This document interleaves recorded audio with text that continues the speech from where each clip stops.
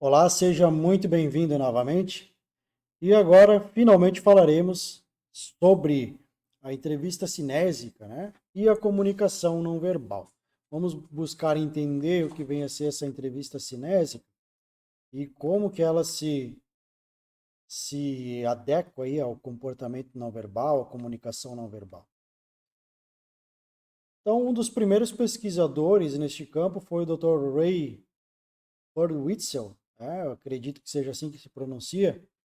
E ele é amplamente acreditado por cunhar, inclusive, a palavra kinesic, né, e avançar no estudo do movimento do corpo e da comunicação. Então, há um entendimento interessante, né, da, da ligação aí de todo o nosso movimento corporal, né, por assim dizer, a linguagem corporal e o comportamento verbal. Então, ele desenvolveu, né, e se envolveu aí em diversos estudos, né, o acúmulo de uma massa de dados de pesquisa demonstrando a linguagem corporal e o comportamento verbal, né, são interdependentes do fluxo de conversa entre os participantes. E como esses meios de comportamento e comunicação humanos são tão interrelacionados, ele sugeriu que se os observadores do comportamento humano conhecessem o vocabulário da comunicação da linguagem corporal, deveriam ser capazes de ouvir uma conversa sem saber o que o corpo estaria fazendo. Então, da mesma forma, os observadores devem ser capazes de observar apenas a linguagem corporal dos indivíduos que se comunicam entre si e ser capazes de determinar o conteúdo da sua linguagem.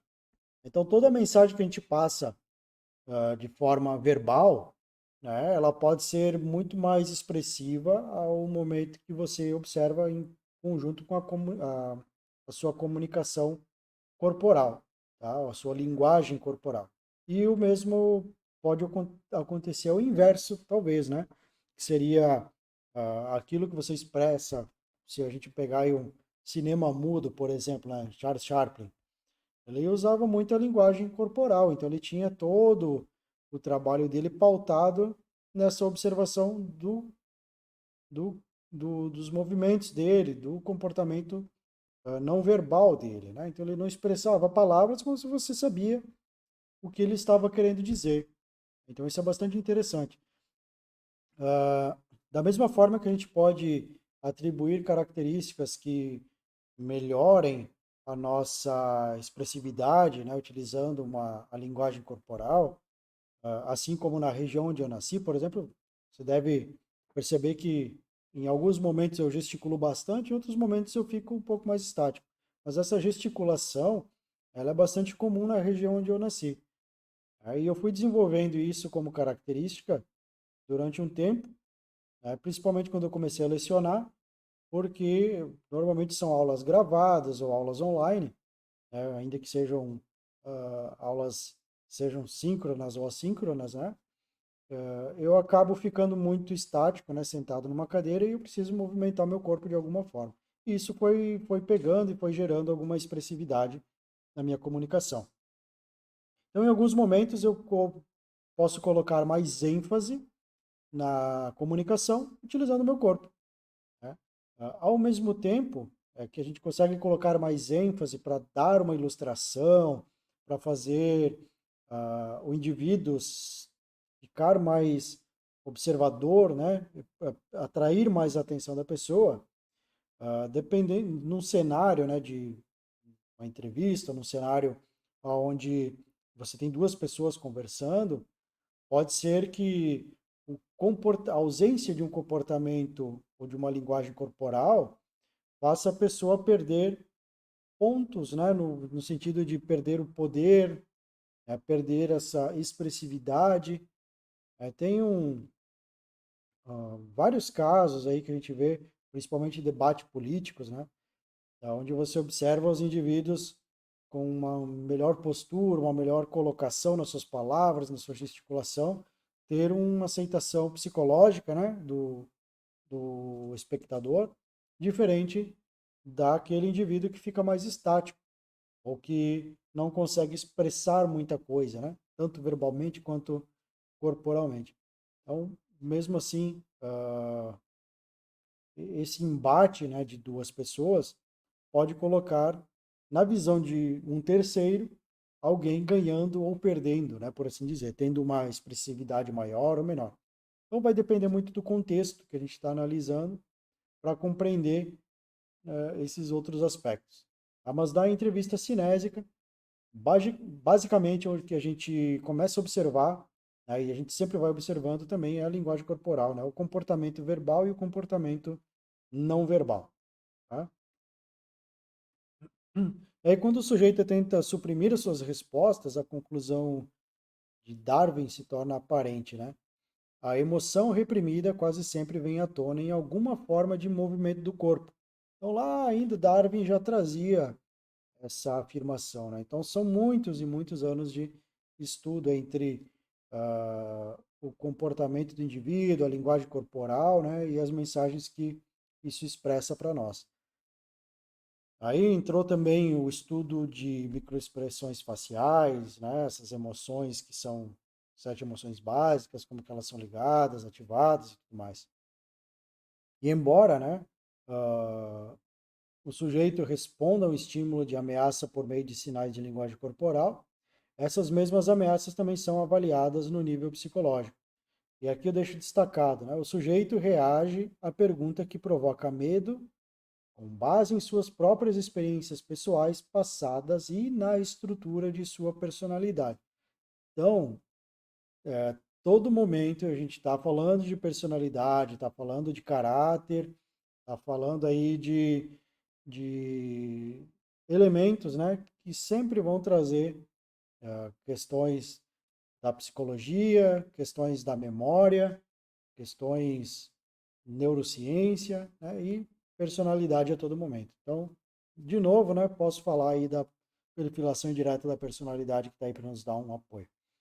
Uh, aqui, né, então, o sujeito, ao reagir à pergunta que provoca medo, com base nas suas próprias experiências pessoais, tá?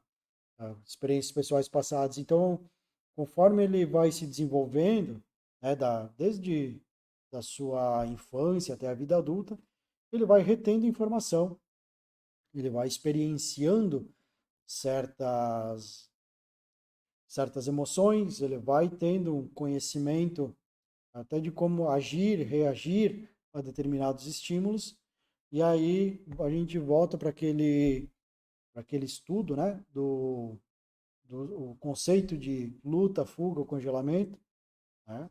Então a gente vai já começando a observar também essas questões aí no comportamento da pessoa, né? Além das palavras, é claro. E em todas as situações respondemos ao nosso ambiente atual em dois níveis. Respondemos emocionalmente e respondemos cognitivamente ou mentalmente. Tá? Então, também, de novo, né? A emoção e cognição aqui em evidência. A natureza dessas respostas é baseada em nosso histórico de experiências passadas, né? Aquilo que a gente vivenciou, as experiências que a gente teve e como que a gente vai reagir, quais os comportamentos que foram aprendidos, né, ao longo do tempo. E aplicaremos o que aprendemos através de nossos sucessos ou fracassos, né? Nesses casos passados, ao cenário atual, na esperança de um resultado mais favorável. Aqui eu trago para você os princípios cinésicos práticos básicos, é que nenhum comportamento cinético isolado, verbal ou não verbal, prova que uma pessoa é verdadeira ou enganosa. Tá? Os comportamentos devem ser relativamente consistentes quando os estímulos são repetidos. O entrevistador deve estabelecer o comportamento normal ou constante para cada sujeito. A avaliação precisa do comportamento de uma pessoa pode ser feita somente após estabelecer esse ponto de referência. Tá? Em vez de estabelecida, perdão, né? Uma vez estabelecida a constante, o observador procura mudanças na constante do comportamento do sujeito. Enfim, né, ele conseguiu ter, alguns chamam de linha de base, né, mas ele conseguiu traçar aí um perfil comportamental, algo que ele espera, né, que vai vir ao longo do tempo, e a tendência é que a gente consiga monitorar isso para observar mudanças, né? Aqueles gatilhos, é aquilo que eu venho falando em outras técnicas de entrevista, né? Para que a gente possa observar essas mudanças que ocorrem no comportamento da pessoa, para compreender se ela pode estar tentando esconder algo, né? Se ela não está querendo entregar informação e assim por diante. Mudanças no comportamento de um sujeito são confiáveis para diagnosticar enganos somente se eles aparecerem em grupos, ou seja, é importante, fica latente aqui aquela questão de que você não existe um nariz de Pinóquio, né? Não existe uma característica única que possa dizer que o indivíduo está tentando te enganar, né? Então a gente precisa observar todo um contexto, pegar vários elementos para aí sim começar a ter uma ideia, né? Se isso de fato pode estar ocorrendo ou não. Pode ser bastante difícil, inclusive, de se fazer isso, né, durante a entrevista, né? Então, por isso que a gente faz análises posteriores também, análise de credibilidade, a gente observa outros fatores. Ao discutir áreas críticas, sujeitos enganosos experimentam ocorrências mais frequentes de falha de memória do que os sujeitos verdadeiros. Então, ou eu não me lembro, ou aqueles, até pela tentativa de manipular essa narrativa dele, ele pode criar alguma imagem na cabeça, criar algum cenário, né, para não se colocar dentro do fato ocorrido, né, porque a gente lembra lá do uso estratégico da evidência, que esses indivíduos ele tendem a se colocar mais fora do contexto do crime, né? Fora daquela cena, daquele ambiente que ocorreu o fato, tá? Em terceira pessoa ou coisas algo mais ou menos nesse caminho. E essas falhas de memória podem ocorrer principalmente em pontos onde a gente vai fazer até a busca de informação, né? Pedindo para contar o caso de trás para frente. Então, a busca reversa aí pelo fato, né? Na narrativa dele. Obviamente, o indivíduo que tende a falar, né, ser mais verdadeiro, contar o caso que ocorreu, né? De uma forma mais estruturada. No momento que você pedir para ele fazer isso de trás para frente, vai ter uma dificuldade, né? É um pouco difícil, mas vai ser um pouco mais fluido para ele ainda te trazer esses elementos, né? Mesmo que você peça para ele contar de trás para frente, você vai tentando acessar, né, com perguntas específicas, alguns pontos fora de ordem e tudo mais, ele ainda assim consegue te trazer as informações ainda mais características, né, de acordo com o primeiro relato que ele fez, ou com as evidências que você tem, né, que você sabe que é a forma como pode ter ocorrido. Já um sujeito que tem uma tendência a criar essas imagens na cabeça dele, né, tentar manipular esse discurso, a tendência é que ele não consiga fazer isso. Tá? Comportamentos que são significativos devem ser oportunos. Né? O entrevistador deve monitorar seus próprios comportamentos para evitar a contaminação do comportamento do sujeito. Né? Então, não contaminar, né, as palavras dele, não contaminar a postura do indivíduo, né? Ele tem que ficar relaxado, ele tem que ficar confortável. A gente lembra sempre aqui do rapport, lembra de como vestimenta do entrevistador, né? A forma como ele conduz a entrevista, as perguntas e tudo mais são importantes. Os sujeitos estão nos observando enquanto nós o observamos. Então, ele também tá de olho em você, né? A entrevista cinética, ela seria a entrevista cinésica, né? Não é tão confiável com alguns grupos quanto com a população em geral. Observar e interpretar comportamentos é um trabalho árduo. Né? Então, outro princípio aí. É bastante difícil. Né? Por isso que, na maioria dos casos aí, entrevistadores sérios, né? O pessoal que trabalha realmente com isso, com análise de credibilidade e tudo mais, vai dizer que fazer isso não é simples, e muito menos em tempo real, né? O entrevistador investigativo nunca deve entrar na sala de entrevista com quaisquer preconceitos sobre o indivíduo ou a entrevista.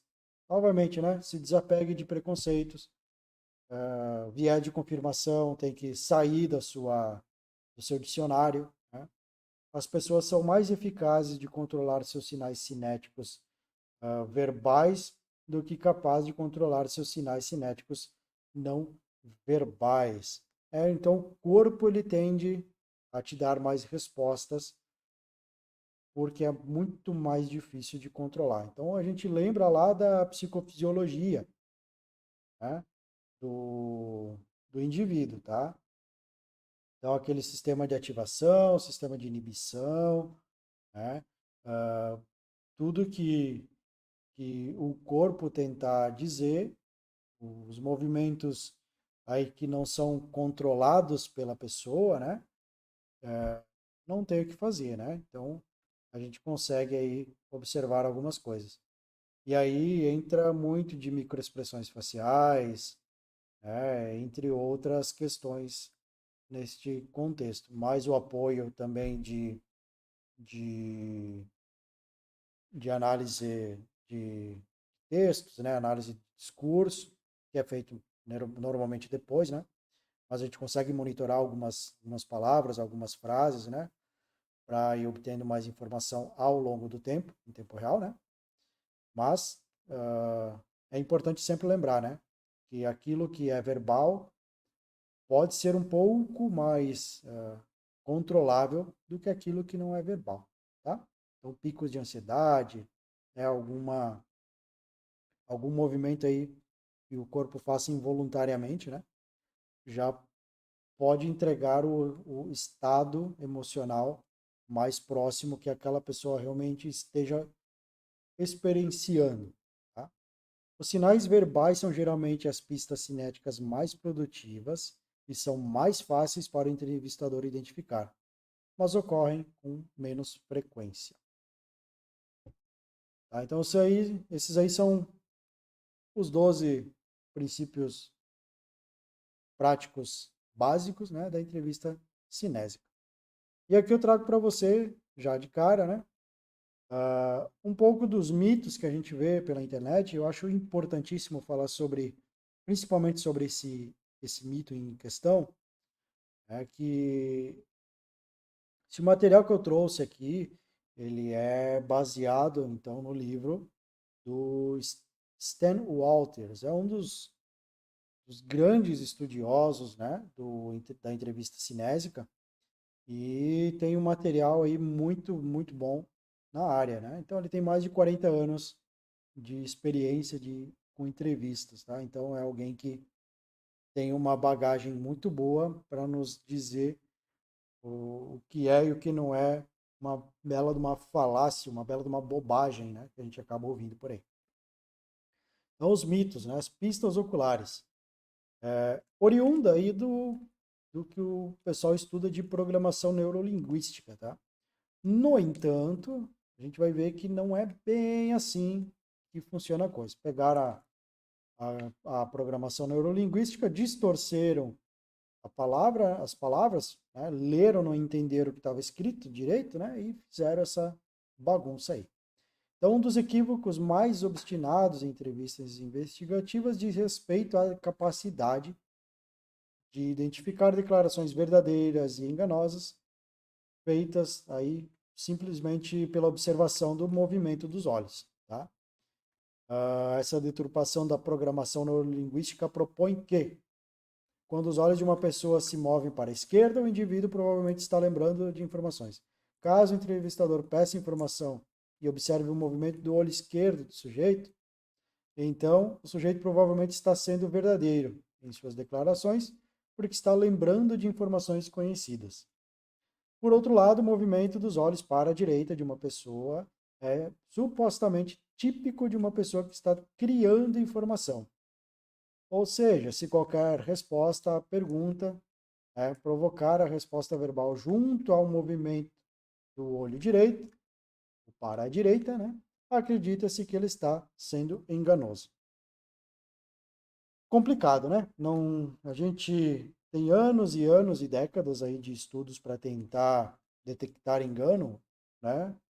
Para tentar monitorar a realidade, monitorar alguns pontos importantes para as entrevistas e simplesmente acreditar que fatores assim vão te dizer que o cara está mentindo ou falando a verdade é um pouco complicado.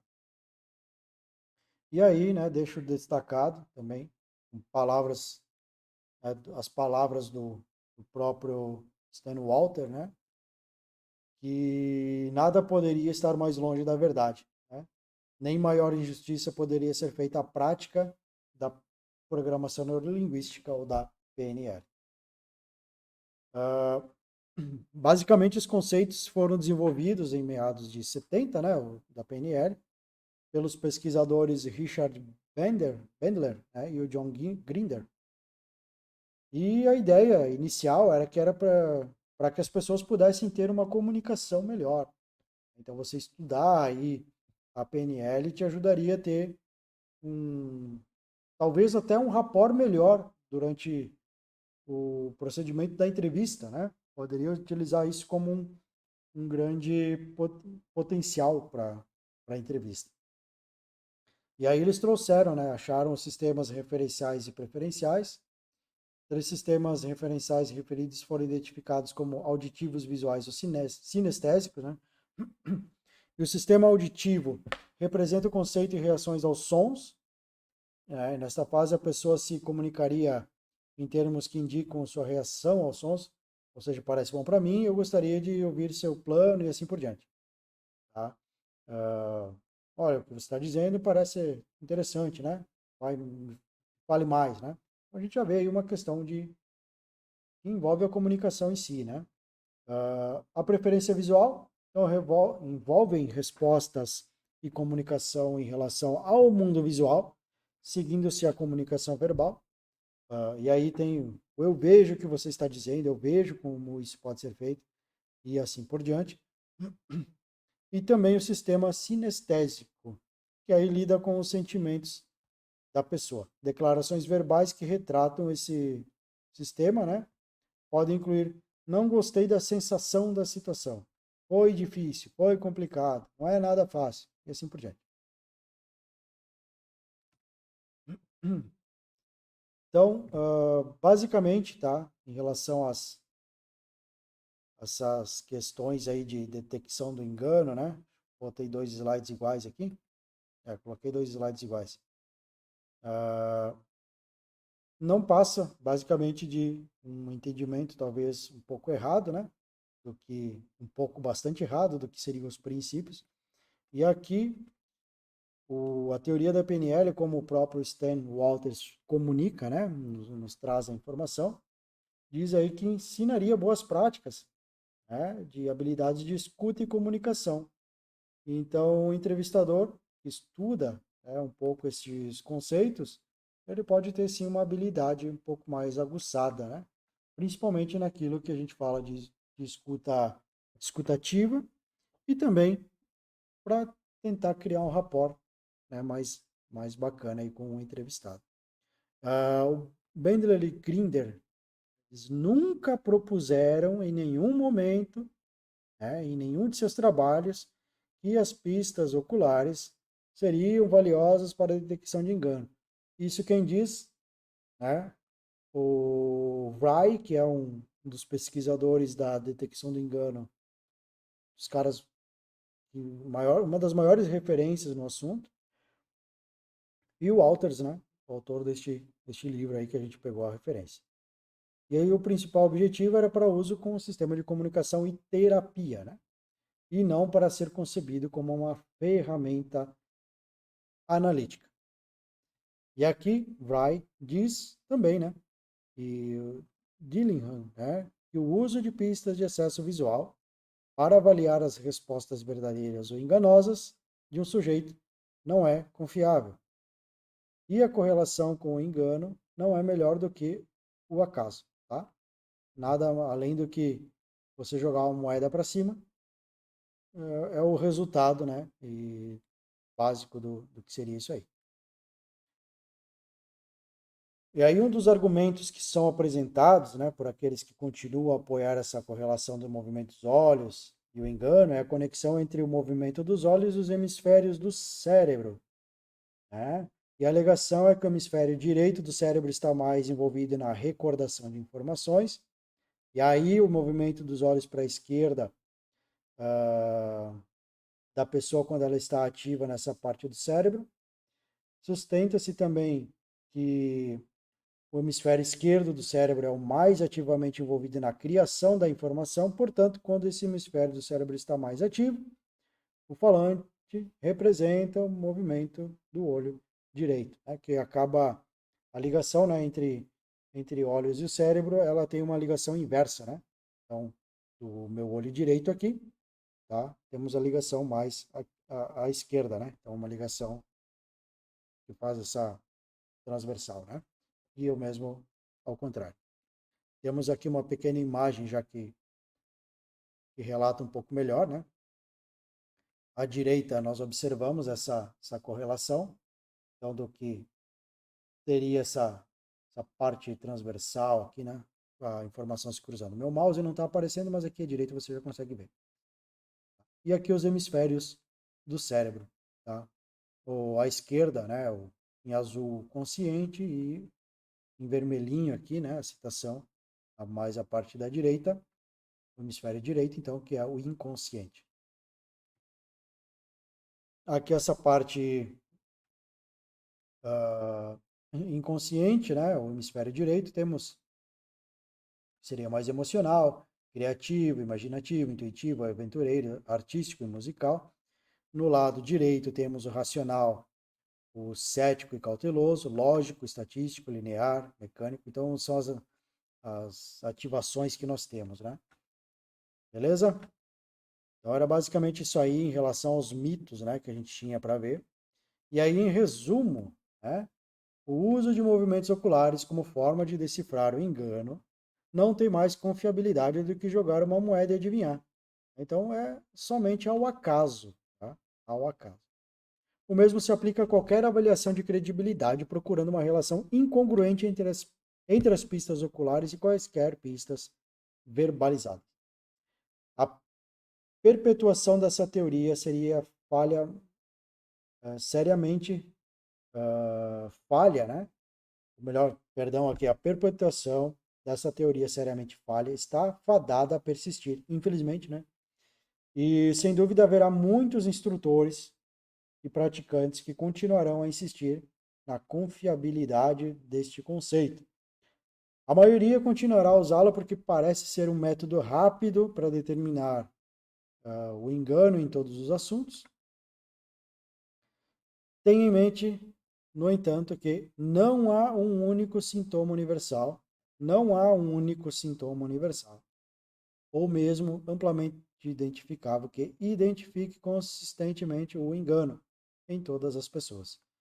Stan Walters, aí nos princípios da entrevista cinésica e interrogatório, segunda edição, né? O autor do nosso livro de referência. Então, espero que você tenha gostado aí da nossa disciplina de entrevista investigativa. Eu procurei passar todos os principais conceitos que nós temos que são abordados em entrevistas, né? E do ponto de vista aí a desvendar alguns mistérios, né? Quebrar alguns paradigmas, né? Algumas falácias. Eu espero que isso tenha sido útil para você, né? Espero que você tenha gostado da nossa disciplina. E qualquer dúvida, entre em contato comigo. Deixa aí a imagem, né, da nossa primeira entrevista. Seria interessante de ver o que acontecer. Caso você tenha alguma sugestão de conversa entre esses dois indivíduos, né, pode gravar um vídeo, mandar um texto. Eu acho que ia ser legal para bater um papo em relação ao que aconteceu. Certo, pessoal? Então, muito, muito, muito obrigado. Deixo aqui o meu grande abraço para você. Espero que você faça um bom proveito desse conteúdo e aguardo você numa próxima. Um grande abraço e até mais.